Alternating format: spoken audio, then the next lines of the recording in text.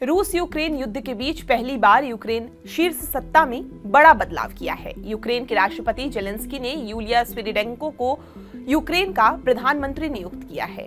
Ukraine के इतिहास में यूलिया दूसरी महिला हैं जो प्रधानमंत्री बनी हैं। 39 साल की अर्थशास्त्री और भरोसेमंद सहयोगी यूलिया स्विरिडेंको को चीनी और अंग्रेजी भाषा में महारत हासिल है।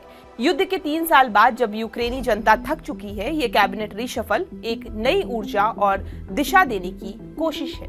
अब तक यूक्रेन के सबसे लंबे समय तक सेवा देने वाली प्रधानमंत्री डेनिस शमिहाल को रक्षा मंत्री बनाया गया है, लेकिन फिलहाल सुर्खियों में सिर्फ एक नाम है, यूलिया स्विरिडेंको। तो कौन है ये नई प्रधानमंत्री, आइए जानते हैं। यूलिया का जन्म 25 दिसंबर 1985 को चेरनिहिव शहर में हुआ था। एक सरकारी परिवार से आने वाली यूलिया ने Kyiv national university of trade and economics से पढ़ाई की और आगे चलकर जर्मनी और स्वीडन में मैनेजमेंट कोर्स किए। साल 2011 में यूलिया ने चीन के वुशी शहर में चेरनिहिव की स्थायी प्रतिनिधि के तौर पर काम किया। ये चीन में किसी भी यूक्रेनी शहर का एकमात्र आधिकारिक प्रतिनिधि कार्यालय था। यहीं से उनकी अंतर्राष्ट्रीय कूटनीतिक यात्रा की शुरुआत भी हुई। साल 2015 में चेरनिहिव ओब्लास्ट के आर्थिक विकास विभाग की प्रमुख बनी। 2018 में उन्हें चेरनिहिव की कार्यवाहक गवर्नर बनाया गया।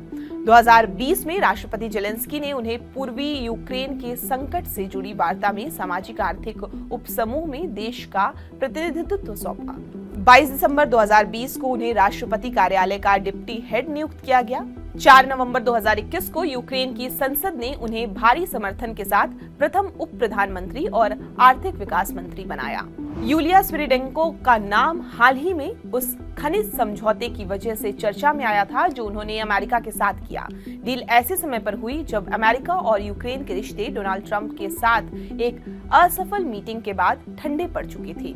यूलिया की सूझबूझ से तैयार इस डील में यूक्रेन ने अपने संसाधनों और बुनियादी ढांचे पर पूरा नियंत्रण रखा और अमेरिका से आर्थिक और रणनीतिक समर्थन हासिल किया।